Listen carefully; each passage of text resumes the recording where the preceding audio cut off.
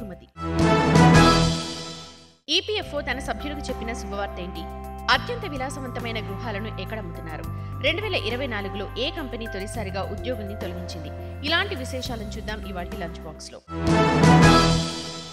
EPFO చందాదారుల cash withdraw విషయంలో కీలక మార్పులు చేసింది. వైద్య ఖర్చుల కోసం చేసే 68J క్లెయిమ్ల అర్హత పరిమితిని 50,000 నుంచి 1,00,000 రూపాయలకు పెంచుతున్నట్టు ప్రకటించింది. ఈపీఎఫ్ఓ కొత్త మార్పు ప్రకారం చందాదారులు తమ వ్యక్తిగత లేదా కుటుంబ సభ్యుల వైద్య చికిత్స ఖర్చుల కోసం ఇకపై ₹1,00,000 వరకు ఉపసంహరించుకోవచ్చు.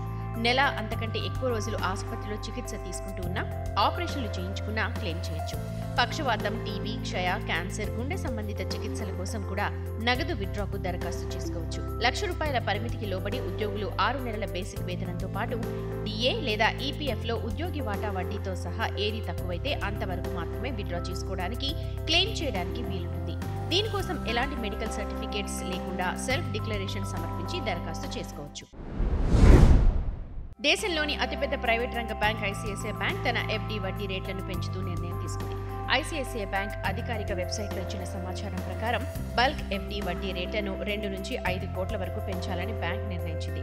ఈ పెరుగుదల తర్వాత బ్యాంక్ 7 రోజుల నుంచి 10 సంవత్సరాల బల్క్ ఎఫ్డీ పథకంపై సాధారణ పౌరులకు 4.75% నుంచి 7% వడ్డీ రేట్ని అందిస్తుంది.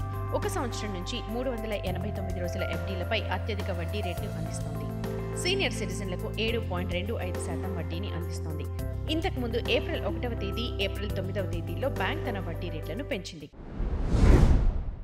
దేశీయ మ్యూచువల్ ఫండ్ పరిశ్రమకు 2024 ఆర్థిక సంవత్సరం అద్భుతమైందని నిరూపణైంది. ఏఎంఎఫ్ఐ అంటే association of mutual funds in India తాజా నివేదిక ప్రకారం మార్చి 2024 నాటికి ఏయుఎం అంటే అండర్ మేనేజ్మెంట్ ఆస్తులు రికార్డు స్థాయిలో 53.40 లక్షల కోట్లకు చేరుకున్నాయి. గత మార్చి 2023లో ఈ సంఖ్య 39.42 లక్షల కోట్లు. దాని ప్రకారం చూస్తే ఒక్క ఏడాదిలో 14 లక్షల కోట్లకు పైగా పెరుగుదల నమోదైంది.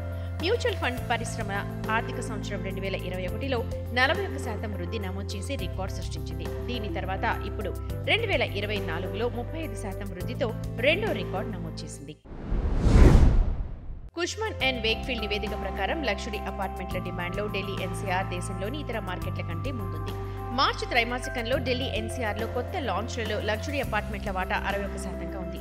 ఢిల్లీ ఎన్సీఆర్ మార్కెట్లో లగ్జరీ ఇళ్లకు డిమాండ్ బలంగా ఉందని ఇది చూపిస్తోంది. మొత్తం లాంచ్లలో ముంబై, బెంగళూరులోని లగ్జరీ అపార్ట్మెంట్ల వాటా వరుసగా 26%, 19% కాగా కుష్మన్ అండ్ వేక్ఫీల్డ్ నివేదికలో ఆ ఇళ్లను లగ్జరీ కేటగిరీలో ఉంచారు. దీని ధర చదరపు అడుగు కనీసం 15,000. దక్షిణ కొరియాకు చెందిన టెక్ కంపెనీ శాంసంగ్ భారత్లో సరికొత్త టీవీలను విడుదల చేసింది. ఈ శ్రేణిలో neo QLED 8K, neo QLED 4K, OLED TV models ఉన్నాయి.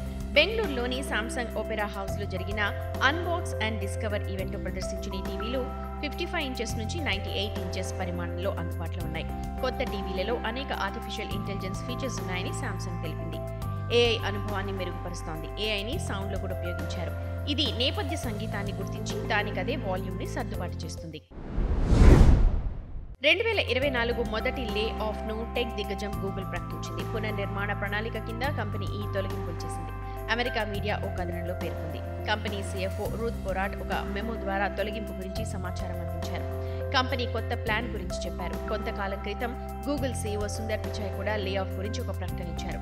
ప్రస్తుతం ఎంతమంది ఉద్యోగుల్ని తొలగించారనేది వెల్లడి కాలేదు. ఈ రిట్రెంచ్మెంట్ వల్ల ఫైనాన్స్ డివిజన్లోని ఎక్కువగా నష్టపోయారని నివేదిక పేర్కొంది. ఈ తొలగింపు ఆసియా, యూరప్, మధ్యప్రాచ్యంలోని గూగుల్ ఉద్యోగులపై ప్రభావం చూపుతుంది.